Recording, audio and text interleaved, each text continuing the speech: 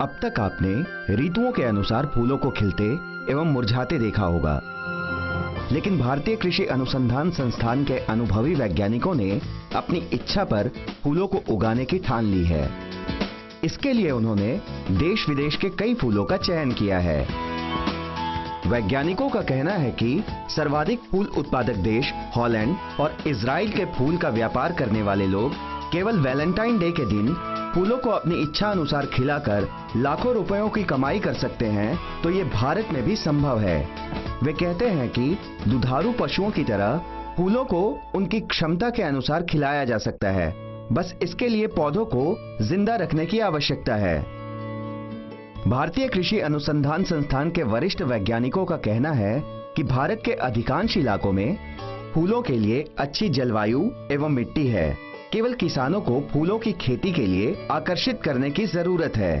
भारतीय कृषि अनुसंधान संस्थान और हमारे कार्यक्रम नई दिशाएं का सपना है कि भारतीय किसानों के चेहरे भी फूलों की तरह खिलें। इसी अनवरत प्रयास में अगले कदम के रूप में हम आज की कड़ी में एक ऐसे ही फूल की चर्चा करेंगे जिसका प्रयोग गुलदस्तों में कई वर्षों से होता आ रहा है, लेकिन अब इस फूल की कृषि उपहार व सजावट के लिए गमलों में भी की जा रही है। इन गमलों का इस्तेमाल घर के बागीचे से लेकर बड़े बड़े मॉल और कार्यालयों की सजावट में किया जा रहा है। ये फूल संरक्षित खेती द्वारा गमलों में साल भर उगाए जा सकते हैं और इन गमलों की मांग बढ़ने से हमारे किसानों को मुनाफा भी अच्छा मिल रहा है। इस सुंदर, आकर्षक और कई रंगों में मिलने वाले फूल का नाम है क्रिजेंथेमम, जिसे भारत में गुलदाउदी के नाम से जाना जाता है। गुलदाउदी या क्रिजेंथेमम शरद ऋतु में खिलने वाले संसार के सबसे प्रसिद्ध पौधों में से है। आज भारत के चुनिंदा राज्यों में ही गुलदाउदी की व्यावसायिक कृषि गमलों में की जा रही है। आंध्र प्रदेश, हिमाचल प्रदेश, उत्तराखंड, अरुणाचल प्रदेश और महाराष्ट्र में इसकी व्यावसायिक कृषि बहुत ही सीमित क्षेत्रों में की जा रही है। इससे पहले कि हम ये बताएं कि किसान पॉली हाउस के अंदर गमलों में गुलदाउदी की कृषि कैसे करें, उससे पहले ये जानना बहुत जरूरी है कि रोपण के लिए गुलदाउदी की पौध कैसे तैयार की जाती है। भारत में गुलदाउदी की पौध को कर्तन विधि द्वारा तैयार किया जाता है। किसान सबसे पहले विदेश से लाए मूल पौधे या मदर प्लांट से 1 से 2 इंच लंबी टहनियों को तोड़ लेते हैं। उसके बाद इन टहनियों को कृषि ट्रे में लगा दिया जाता है। कृषि ट्रे में सबसे पहले कोकोपीट को भरा जाता है। उसके बाद मूल पौधे से प्राप्त कलम को इसमें लगाकर एक वातानुकूलित कक्ष में रख दिया जाता है। इस कक्ष में इन ट्रे को एक आधार पर रखकर प्लास्टिक की चादर से ढक दिया जाता है। तापमान और नमी को निर्धारित कर 25 दिनों तक इन ट्रे को इस कक्ष में रखा जाता है। लगभग 15 दिनों के अंदर कलम में जड़ें दिखने लगती हैं। इस विधि से लगभग 90% कलमें पौध का रूप ले लेती हैं। इस विधि से प्राप्त पौध की जीवनावधि लंबी होती है और पौधे स्वस्थ होने के साथ साथ इनसे बिल्कुल एक जैसे फूलों की प्राप्ति होती है। जब तक ये पौध तैयार होगी तब तक किसान पॉली हाउस में इनके रोपण की तैयारी करते हैं। गुलदाउदी साल भर उगने वाला एक सजावटी पुष्प है। इसकी कुछ किस्मों की कृषि साल भर की जा सकती है, लेकिन कुछ किस्मों की कृषि से फूलों की प्राप्ति अगस्त से मार्च महीने के बीच ही होती है। इसकी कृषि उन क्षेत्रों में की जा सकती है जहां तापमान वर्ष भर 18 से 28 डिग्री सेल्सियस के बीच रहता हो। लेकिन भारत के अधिकांश इलाकों में प्राकृतिक रूप में ऐसी जलवायु की संभावना बेहद कम है। इसलिए पॉली हाउस के अंदर नियंत्रित तापमान में गुलदाउदी की व्यावसायिक कृषि भारत के किसी भी राज्य में की जा सकती है। पॉली हाउस के अंदर वातावरण को नियंत्रित कर किसी भी कृषि के लिए अनुकूल बनाया जा सकता है। इसकी विशेष संरचना, वायु संचार की सुचारू व्यवस्था और तेज धूप को नियंत्रित करने की क्षमता के कारण किसान अब गुलदाउदी के साथ साथ अन्य फूलों की कृषि भी साल भर कर सकते हैं। आज किसान पॉली हाउस के अंदर जमीन को समतल बना रहे हैं। इसके बाद तैयार मिट्टी को किसान अपने पैर से दबाकर सुनिश्चित कर रहे हैं कि मिट्टी बिल्कुल एक समान ठोस हो गई है। किसान गमलों में की जाने वाली खेती हेतु मिट्टी जनित बीमारियों की रोकथाम के लिए जमीन पर एक लंबी प्लास्टिक की खाली चादर बिछाते हैं। इसे वीड मैट या खरपतवार चटाई भी कहते हैं। आप जो पीछे वीड मैट डाला हुआ देख रहे हैं, वो गमले के बागवानी में बहुत ही फायदेमंद रहता है। जैसे कि गमले से जो जड़ नीचे सीधा जमीन में जाता नहीं और उससे जो सॉइल बॉर्न डिसीजेस है वो उसको काफ़ी प्रोटेक्शन मिल जाता है। दूसरा ये कि उससे जो तन आता है, जो वीड्स आता है, वो वीड भी बिल्कुल उसके ऊपर आता नहीं, वो कंट्रोल हो जाता है। उससे पानी पूरा जो हम गमले को देते हैं वो पूरा नीचे चला जाता है, तो उससे ज़मीन की जो आर्द्रता है वो काफ़ी अच्छी मेंटेन हो जाती है।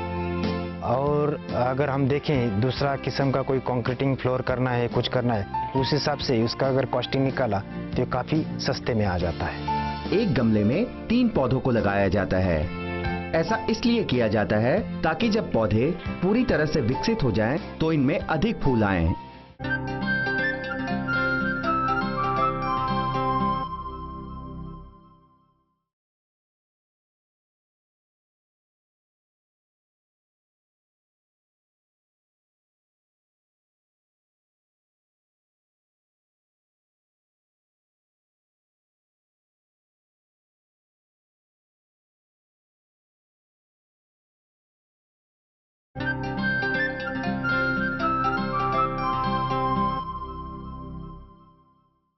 पॉली हाउस में वीड मैट बिछा देने के बाद अब बारी आती है रोपण के लिए इस्तेमाल होने वाली मिट्टी की तैयारी की। इसे मीडिया भी कहते हैं।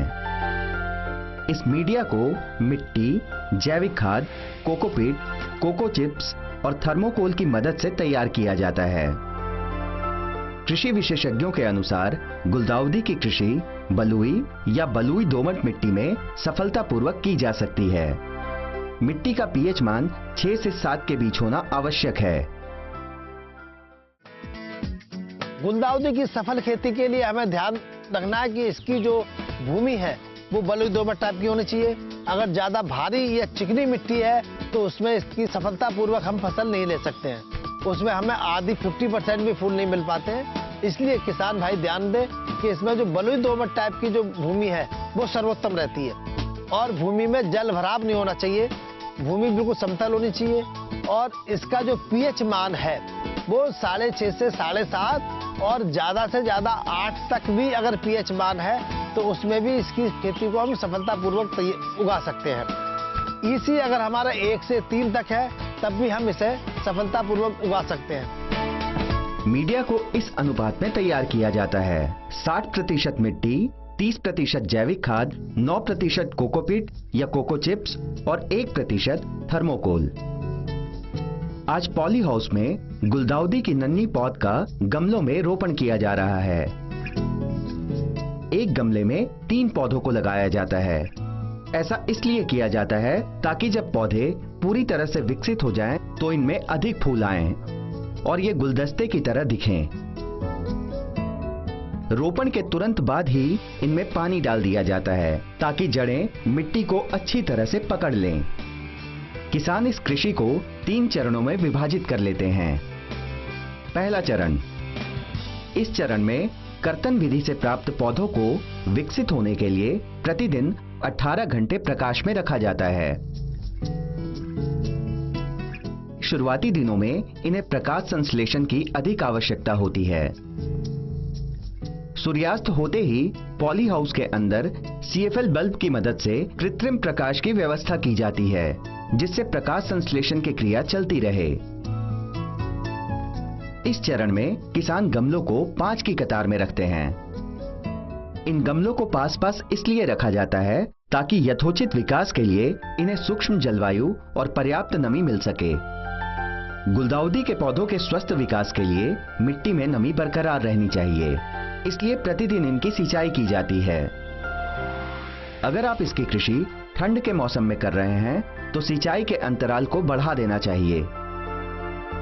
किसान समय समय पर गमलों का निरीक्षण करते रहते हैं।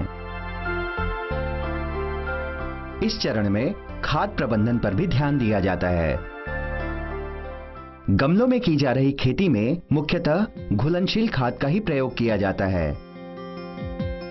आज किसान फव्वारे से हर गमले में खाद डाल रहे हैं। पहले चरण में नाइट्रोजन, फास्फोरस और पोटैश को प्रति लीटर पानी में बराबर अनुपात में डाला जाता है। 15 से 20 दिनों की देखभाल के बाद पौधों का आकार बढ़ जाता है। ये संकेत मिलते ही किसान दूसरे चरण की शुरुआत करते हैं। दूसरे चरण यानी शाखाएं फैलने के चरण में किसान गुलदाउदी के गमलों को 4 की कतार में रखते हैं, यानी इन गमलों की दूरी को बढ़ा दिया जाता है ताकि इनमें वायु संचार अच्छी तरह से होता रहे। 4 की कतार में रखने के बाद किसान सभी पौधों के मुख्य तने की छटाई कर देते हैं। इस छटाई को पिंचिंग भी कहते हैं। ये किसान कैंची की मदद से पौधों की छटाई कर रहे हैं। अब हर 15 से 20 दिनों में मुख्य तने से विकसित हुए तनों की छटाई की जाएगी। ऐसा तब तक किया जाता है जब तक एक पौधे में लगभग 4 से 5 तने विकसित ना हो जाएं। छटाई या पिंचिंग गमलों में होने वाली सजावटी पौधों की कृषि की एक मुख्य प्रक्रिया है।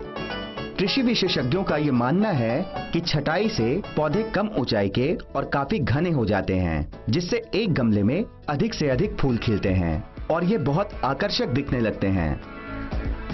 जो हमारी कटिंग से गुलदाउदी तैयार होती है उसमें भी बहुत प्रजातियां हैं।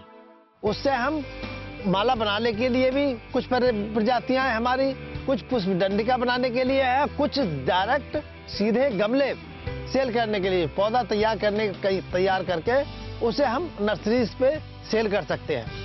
तो उसमें अभी हम पौधे को अच्छी तरह से ज्यादा पुष्प गुच्छ बन सके तो उसके लिए डिसबडिंग अगर हम पिंचिंग करते रहेंगे तो हमारा जो नंबर ऑफ फूल है वो बहुत ज्यादा आ जाएंगे, जिससे गमला भर जाता है और उसे बाजार में हमें ज्यादा मूल्य मिलता है। दूसरे चरण में सिंचाई का अंतराल मौसम और धूप पर निर्भर करता है। अगर अधिक धूप ना हो तो हर दूसरे दिन पानी का छिड़काव करें, अन्यथा प्रतिदिन इनमें पानी का छिड़काव करें। इस चरण में गुलदाउदी के पौधों में कीटों का खतरा भी बढ़ जाता है। इनमें लगने वाले मुख्य कीट और रोग हैं फफूंदी, दीमक, सफेद मक्खी, तना गलन और जड़ सड़न। आज किसान कीटनाशक का छिड़काव कर रहे हैं। किसान इन कीटों से सुरक्षा के लिए जैविक कीटनाशक का प्रयोग करते हैं।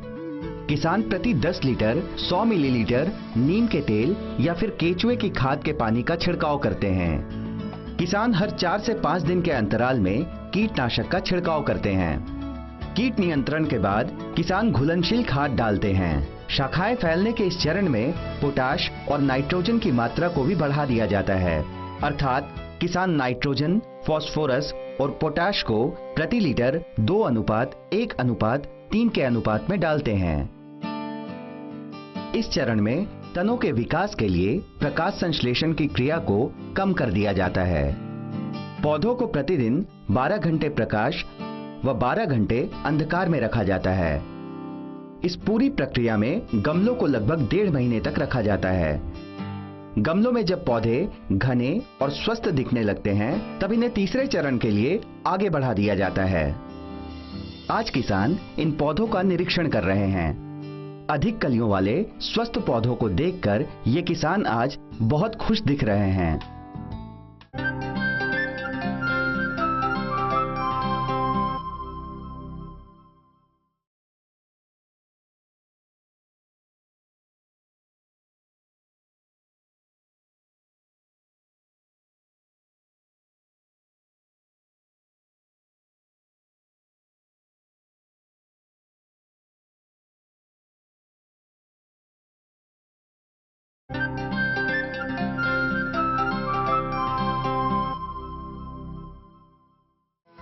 अब बात करते हैं तीसरे और आखिरी चरण की।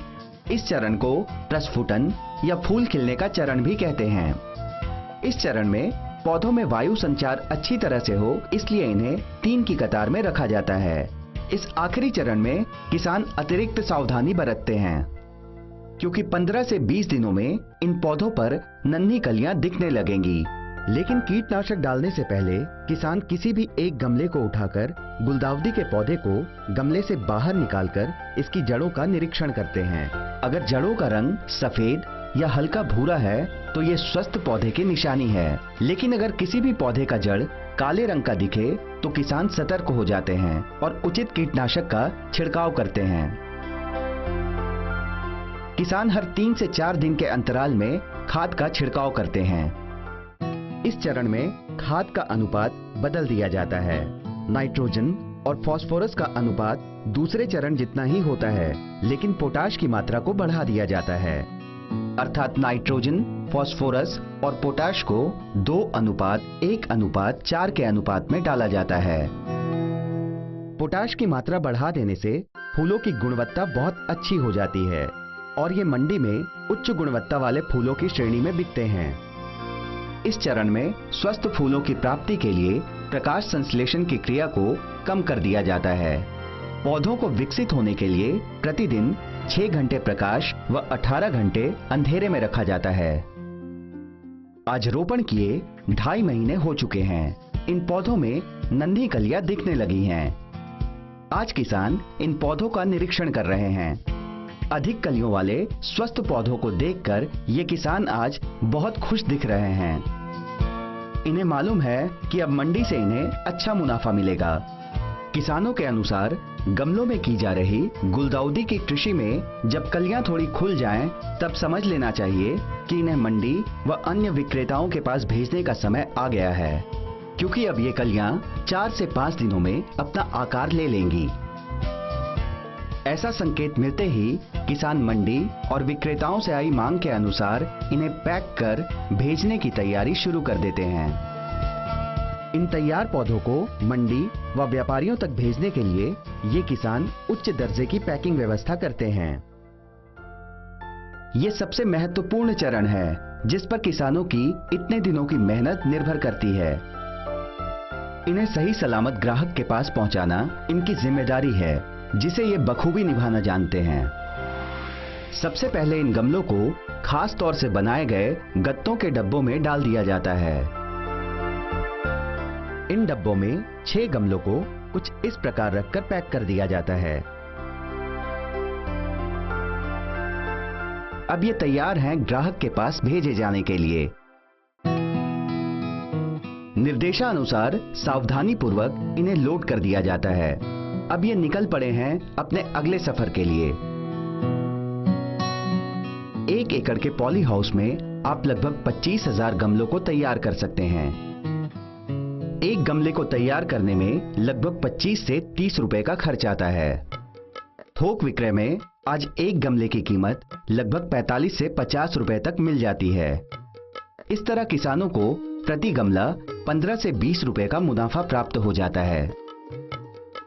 तो ये कहना बिल्कुल गलत नहीं होगा कि अगर किसान अच्छी व्यापार श्रृंखला बनाकर इस तरह के फूलों का व्यवसाय प्रारंभ करें तो उन्हें निश्चित तौर पर अच्छा मुनाफा प्राप्त हो सकता है। क्रिसैंथेमम का पॉट कल्चर का मार्केटिंग में अगर आप खुद एंड यूजर तक या जो मिडल मैन है उनको अवॉइड करके आप खुद जाके अगर उनसे कांटेक्ट कर सकते हैं तो आपका जो मुनाफा है जो 10 रुपये 15 रुपये वो 20 से 25 रुपये तक भी आपको मिल सकता है। तो आपको ये करते हुए ये ध्यान में रखना है कि कैसे हम ज़्यादा से ज़्यादा लोगों तक पहुँचे, एंड यूजर तक पहुँचे और बीच वाली जो चेन है वो कम से कम किए तो उसको आपको आपका खर्चा भी कम हो जाएगा और मुनाफा भी बढ़ जाएगा। तो अगर ऐसा लोगों का अगर अप्रोच रहा तो मुझे लगता है कि जो हम लोग करते हैं हमें भी मुनाफा ज़्यादा होता है और जो एंड कंज्यूमर है उसको भी थोड़ा कम कीमत में ये पौधा मिल सकता है। गुलदाउदी को अंग्रेजी में क्रिसैंथेमम कहते हैं।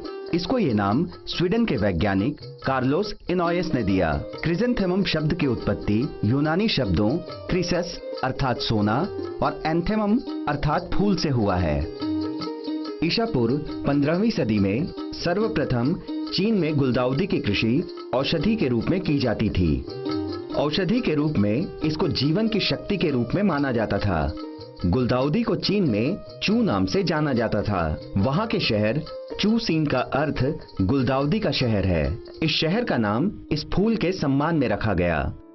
द फोर जेंटलमैन या जुंजी के नाम से मशहूर चित्रकला के 4 फूलों में से गुलदाउदी भी एक था। ये चित्रकला 10वीं शताब्दी से 13वीं शताब्दी के दौरान चीन में सांग राजवंश के समय प्रचलित हुई। 8वीं शताब्दी में इस फूल का आगमन जापान में हुआ। तत्कालीन सम्राट ने इस फूल को अपनी आधिकारिक मुहर के रूप में अपनाया। गुलदाउदी फूल के सम्मान में जापान में फेस्टिवल ऑफ हैप्पीनेस का त्योहार मनाया जाता है। गुलदाउदी ने सन 1798 में अमेरिकी बागवानी में प्रवेश किया, जब कर्नल जॉन स्टीवंस ने इसकी गहरी बैंगनी रंग की किस्म का इंग्लैंड से आयात किया। क्या आप जानते हैं, गुलदाउदी एस्टरेसिए परिवार का सदस्य है, जो कि 1000 से अधिक पीढ़ियों और 2000 से अधिक प्रजातियों के साथ फूलों के सबसे बड़े परिवारों में से है। गुलदाउदी की चाय बहुत लोकप्रिय है। इसे बेहद आराम देने वाला माना गया है। गमलों में खिलने पर इसके फूल का आकार 1 सेंटीमीटर से 25 सेंटीमीटर तक भी हो सकता है। अमेरिकी राष्ट्रीय वैमानिकी एवं अंतरिक्ष प्रबंधन नासा के साक्ष्य वायु अध्ययन के अनुसार गुलदाउदी के पौधे वायु प्रदूषण को कम करने में महत्वपूर्ण भूमिका निभाते हैं। आज लोग पुष्प गुच्छ की बजाय फूलों के गमले देने में ज्यादा दिलचस्पी रखते हैं। पुष्प गुच्छ जहां 3 से 4 दिनों में मुरझा जाते हैं, वहीं गमलों में फूल 2 से 3 महीने तक खिले रहते हैं। शहरी इलाकों में उपहार के रूप में फूलों के गमले भेंट करने का चलन धीरे धीरे तेजी पकड़ रहा है। यदि किसान गमलों में की जाने वाली कृषि का चयन कर लें, तो वे किसी भी अन्य कृषि से कम लागत में अधिक मुनाफा प्राप्त कर सकते हैं। गमलों में की जाने वाली ये कृषि आधुनिक और रचनात्मक कृषि है। यही भारत में फूलों की कृषि का भविष्य है। में आजकल लाइव बुके का कंसेप्ट आ गया है। तो ये जो क्रिसैंथेमम पॉट है, ये एकदम उसका जो 3 महीना तक वो आप घर में उसको फ्लावरिंग में रहता है। मार्केट में जाके अगर आप बुके लेके आए तो एक 7-8 दिन में वो खराब होके निकल जाता है। तो इसीलिए हमने ये पॉट क्रिसैंथेमम चुना, ताकि एक पॉट में बहुत सारा फ्लावर रहता है और वो एक लाइव बुकेज का फील देता है। ये लगाने के बाद हमने जो पैसा अभी हमको जो मिल रहा है, उससे हम बहुत खुश है। और मार्केट देखा, उसका जो डिमांड है वो बहुत है। तो इसीलिए मुझे लगता है कि इसको काफ़ी किसान ये अगर लगाएंगे तो उनको काफ़ी अच्छा मुनाफा होगा। जो हम ट्रेडिशनल दूसरा क्रॉप करते हैं, इसको छोड़ के अगर कुछ किए ये किया तो बहुत आपका नज़दीकी कृषि सेवा केंद्र है, उससे आपको ज़्यादा जानकारी मिल सकता है और बहुत से बहुत किसान इसमें जा सकते हैं। अगली कड़ी में हम एक ऐसे फूल की बात करेंगे जिसकी मंडी में सर्वाधिक मांग है। यह हमारी रोजमर्रा की जिंदगी में रच बस गया है। हम बात करेंगे प्रचलित फूल गेंदे की।